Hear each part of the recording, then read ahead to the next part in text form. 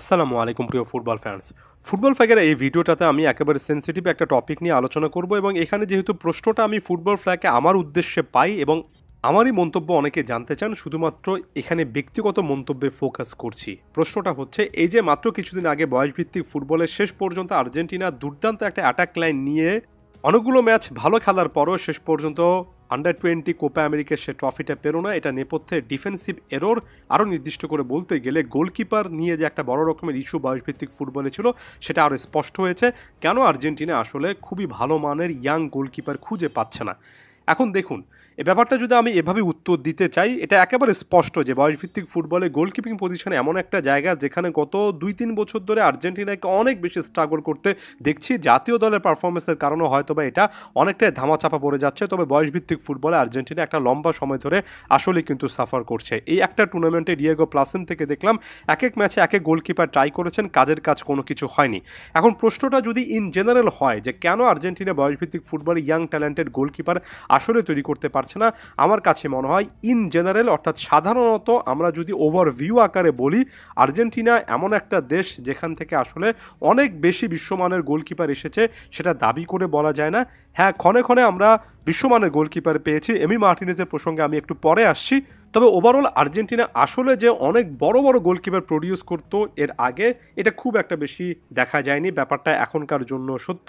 এখানে ইয়াংস্টার প্লেয়াররা অনেক বেশি করে অ্যাটাকিং মিডফিল্ডার নাম্বার 10 হতে চান, অনেক বেশি করে গোল স্কোরিং পজিশনগুলো নিয়ে কাজ করেন এবং অধিকাংশ ক্ষেত্রে আপনি দেখবেন যে একটা দলে এচেভেরি, মাস্তানতুনোর মতো একই পজিশনের একাধিক প্লেয়ার রয়েছেন যাদেরকে আপনি সবচেয়ে বেশি ট্যালেন্টেড বলছেন, তারা কাছাকাছি প্রোফাইলের ফুটবলার, অনেকটা নাম্বার 10 লিওনেল মেসি টাইপের ওই প্রোফাইলগুলোতে ফলো করেন এবং ওই পজিশনগুলোতে খেলতে পছন্দ করেন।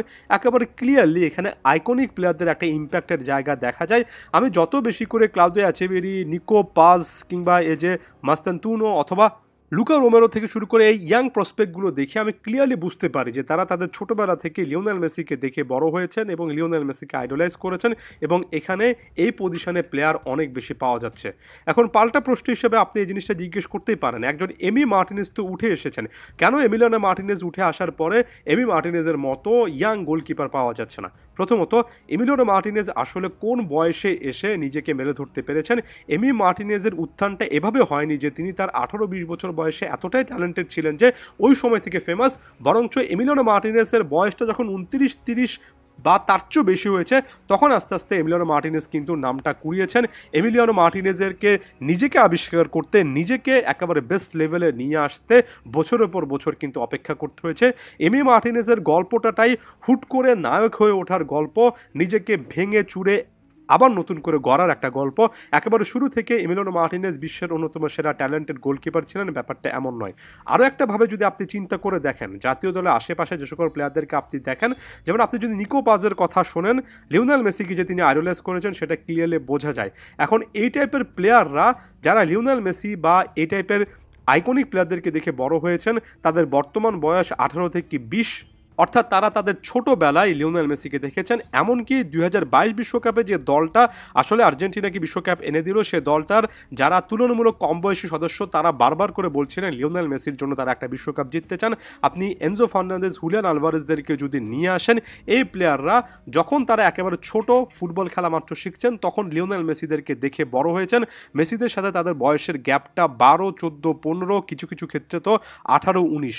অর্থাৎ এই মুহূর্তে যারা ইয়াংস্টার প্লেয়ার, তারা এমিলিয়ানো মার্টিনেজকে দেখে যদি অনুপ্রাণিত হন, তাহলে যে সময়টাতে তারা জাতীয় দলে আসবেন অথবা বড় হয়ে বয়সভিত্তিক দলগুলোতে আসবেন, সেই সময়টা মাঝখানে কিন্তু অনেক বছর পরের কথা।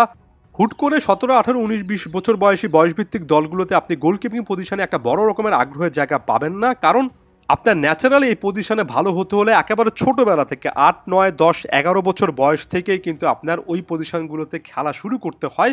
তাই যারা এখন 10, 11, 12 বছর বয়সী প্লেয়াররা আছেন, তারা এমিলিয়ানো মার্টিনেজের মতো একজন গোলকিপারকে দেখে অনুপ্রাণিত হবেন এবং আস্তে আস্তে নিজেকে গোলকিপার হিসেবে দেখতেও পছন্দ করবেন। এই ইম্প্যাক্টটা তৈরি হতে আরও সময় লাগবে।